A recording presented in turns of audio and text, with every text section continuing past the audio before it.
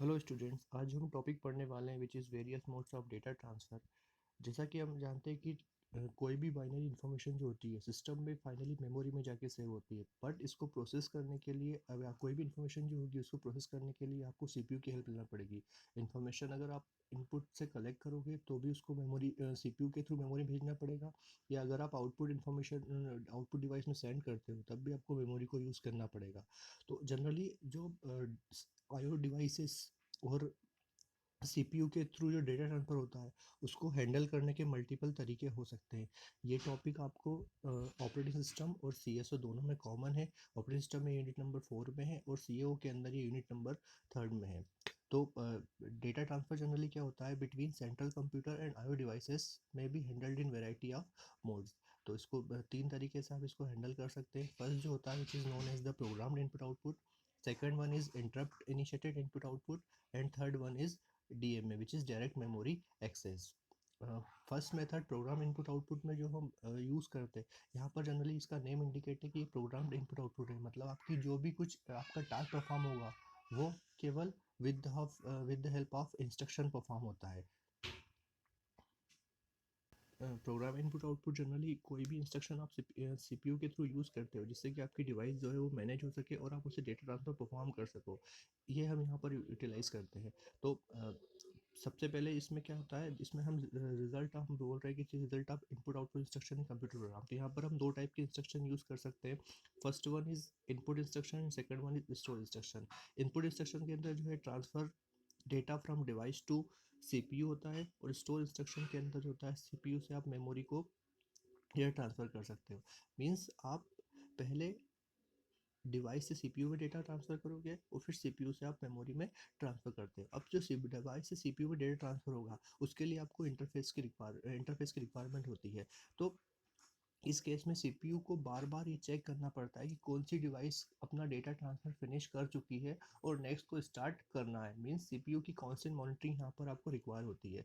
तो इस कंडीशन में सीपीयू जो है वो आपका एक प्रोग्राम लूप में एक लूप में रहता है तब तक कि डेटा ट्रांसफ़र जो है वो रेडी ना हो जाए कब किसी भी आईओ डिवाइसेस के आईओ इंटरफेस के द्वारा। इसका एक प्रॉब्लम सबसे बड़ा ड्रॉबैक ये है कि इस कंडीशन में प्रोग्राम आउटपुट कंडीशन में सीपीयू जो है वो काफ़ी ज़्यादा बिजी रहता है, क्योंकि वो बार बार कांस्टेंट मॉनिटरिंग करता है कि जब तक एक प्रोग्राम आपका फिनिश नहीं होगा वो नेक्स्ट को स्टार्ट या एग्जीक्यूट नहीं कर पाएगा। तो इस वजह से काफ़ी ज़्यादा टाइम कंज्यूमिंग होती है। प्रोग्राम इनपुट आउटपुट मेथड जो है जनरली दो मेथड हम परफॉर्म कर सकते हैं। First one is synchronous data transfer and second one is asynchronous data transfer.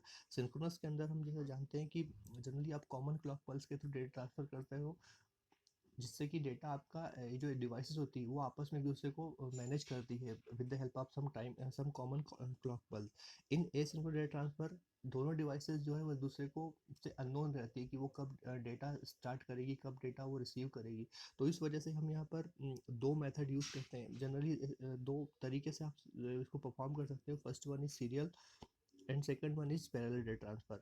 Serial में जनरली आपकी जो डेटा होता है वो बिट बाय बिट सेंड होता है, और पैरेलल के अंदर आपकी सारी बिट जो है वो एक टाइम के एन बिट जो होती है वो एक सेम टाइम के अंदर ट्रांसफ़र हो जाती है। पैरेलल आपकी दो तरीके से आप इसको हैंडल कर सकते हो। First one is strobe method and second one is hand checking method, जो कि हम ऑलरेडी डिस्कस कर चुके हैं स्ट्रोब और हैंड चेकिंग को। तो हम अभी कंटिन्यू करते हैं कि अगर आप प्रोग्राम इनपुट आउटपुट के थ्रू डेटा आप यूज़ करते हो और सेंड करते हो, तो उसके लिए आपको कौन कौन सी किस तरीके से आप उसको सेंड करोगे और कौन कौन सी वैल्यूज़ को आपको चेक करना पड़ेगा ताकि जो है डेटा आईओ डिवाइसेस से सीपीयू के थ्रू किसी मेमोरी में आप ट्रांसफ़र कर सको। तो जैसा कि हम एग्जांपल के फॉर्म में देखना है कि मान लो आपको किसी डिवाइस से मेमोरी में ट्रांसफ़र करना है, तो उसके लिए आपके पास आईओ डिवाइसेस रहेगी, बीच में उसका इंटरफेस अवेलेबल रहेगा और आपके पास सीपीयू रहेगा। आईओ डिवाइसेस के पास जो है तीन सिग्नल्स हम यूज़ करते हैं, आईओ बस, डेटा वैलिड और डेटा एक्सेप्टेड। इंटरफेस के पास जो होता है वो डेटा रजिस्टर और स्टेटस रजिस्टर होता है। जिसका काम होता है डेटा रजिस्टर जो डेटा होल्ड करेगा, और स्टेटस रजिस्टर जो है वो बार बार डिवाइस की कंडीशन चेक करता है कि वो अगर यहाँ पर हम फ्लैग बिट का यूज़ करेंगे, अगर फ्लैग बिट आपकी 1 है मीन्स आप डेटा को ट्रांसफ़र कर सकते हो। अगर फ्लैग की बिट 0 है मीन्स आपकी जो डिवाइस है वो डेटा ट्रांसफ़र करने के लिए रेडी नहीं है। तो इस कंडीशन में हम ट्रांसफ़र अब जो इंटरफेस है वो और सीपीयू के बीच में हम डेटा एड्रेस बस यूज़ करते हैं एंड यहाँ पर रीड और राइट सिग्नल्स आप जो है यूज़ करते हो। तो इस कंडीशन में अगर इस सिचुएशन में जो है डिवाइस जो है प्लेसेस करती है इस IO bus at enable its data valid line. जैसे ही डेटा वैलिड लाइन इसको एक्टिवेट करेगा, डेटा जो है इंटरफेस के पास डेटा रजिस्टर में स्टोर रहता है। जैसे ही डेटा रजिस्टर में स्टोर करेगा तो अपनी जो स्टेटस बिट है उसको वो फ्लैग बिट है उसको सेट कर देता है। इसके बाद जो डेटा वैलिड लाइन है वो आपकी डिसेबल हो जाती है।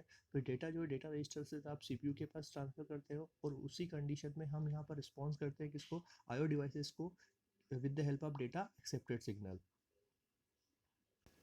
जब तक आईओ डिवाइसेस के पास डेटा एक्सेप्टेड का सिग्नल नहीं मिलेगा तब तक कि अगली डिवाइस अगले डेटा को सेंड नहीं कर सकती। ये सारी प्रोसीजर जो है वो टू वे में एक्सेप्ट टू वे में हम परफॉर्म कर रहे हैं कि जो है आप डेटा सेंड कर रहे हो तो वहाँ से आपको रिस्पॉन्स भी मिल रहा है। It is also known as a hand checking method. तो इस कंडीशन में हम यहाँ पर इंटरफेस से पहले सीपीयू के पास डेटा भेजेंगे, फिर सीपीयू जो है वो आगे उस फर्दर मेमोरी के पास डेटा को सेंड कर देता है। अब इसको अगर हम एक एल्गोरिथम के या कुछ स्टेप्स के थ्रू भी हम इसको देख सकते हैं। इस सब स्टेप्स में क्या रहेगा, सबसे पहले जो है डेटा रजिस्टर रीड होगा किसी भी जीबी में।